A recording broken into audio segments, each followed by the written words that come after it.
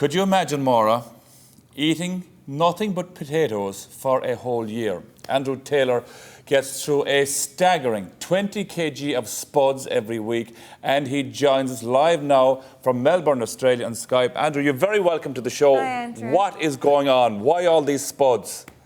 Thanks for having me, guys. It's nice to be talking to people in the home of the Spuds. True. Why are you doing this? It started off as I had a realisation that I had a food addiction, and it got me thinking about addictions in general and how if I had a drug addiction, the best thing I could do would be to quit drugs entirely. But obviously I can't do that with food, so I thought I'd try to get as close as possible to it. So, Andrew, you were about 150 kgs, is that right? That's right, yeah. Started at 151. Right. And you decided on potatoes because you wanted to go for a bland food that you could eat day and night type of thing, is that right? Yeah, that's part of it. Also because they're incredibly nutritious, and the combination of white and sweet potatoes provide me with everything I need. You've done your research, because I know that you found out that sweet potatoes, especially those from Japan, are high in hyaluronic acid, which gives us that lovely padding in our skin, which we lose as we age. Yeah, well, there's a lot of stuff that I didn't know about potatoes before I started doing this research, but yeah. They're very nutritious, and the Irish population, as you might be aware, survived for quite a long time before the potato famine by eating almost only potatoes. That's right, there was a population of almost 8 million people here up until 1845. But do you take any vitamin supplements or anything else along with all these spuds? The only thing I supplement is vitamin B12, and apart from that, I also have a little bit of soy milk when I'm mashing them, and that's it. Yeah. Now, you have lost how much weight on this diet? 17 kilos now after 55 days. Wow. My God. Are you getting bored at all? Because, you know, it's like anything. If you eat too much of it, it's just you turn against it. No, I'm not. Well, like I said, the part of the aim was to keep it boring so that I'd be able to teach myself to get emotional support and comfort from other areas of life and not rely on food for that. But the most surprising thing of all is that I'm not bored by it yet. Yeah. Okay, well, start us at the morning, Andrew. What type of spud dish would you have for breakfast? Spuds.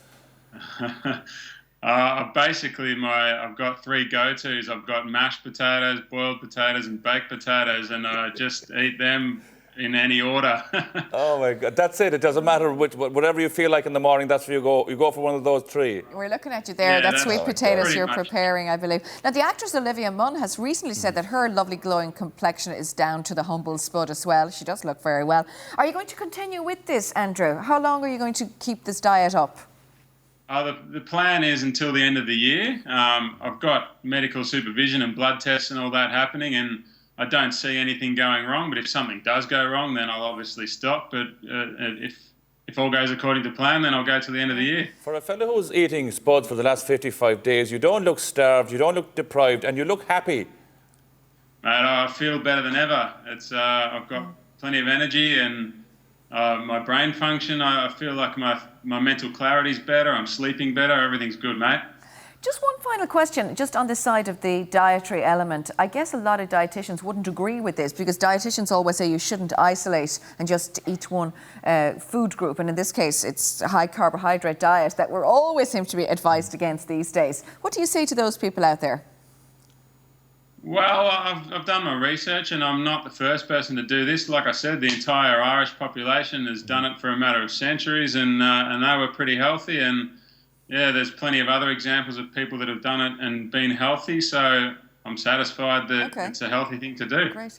Andrew, finally, thank you so much. It's Thank you, 2 a.m. there, and thank you for staying up and keeping awake for us to join us on the show today.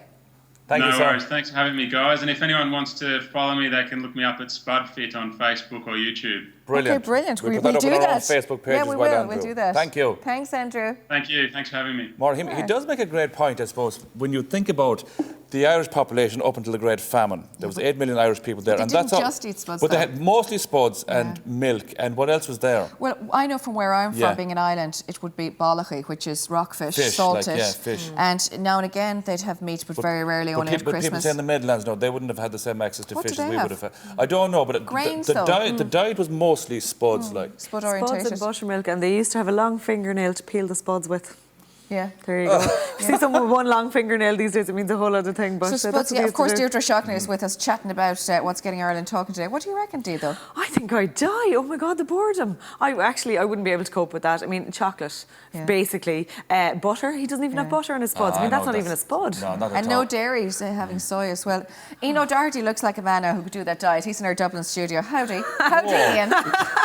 Oh, we're off. I mean that in a good way. And the game is on in the right corner. Okay. Spuds. All right, now let's go. Oh, here we go. I mean that in a good way, Ian O'Doherty. Would you do that diet?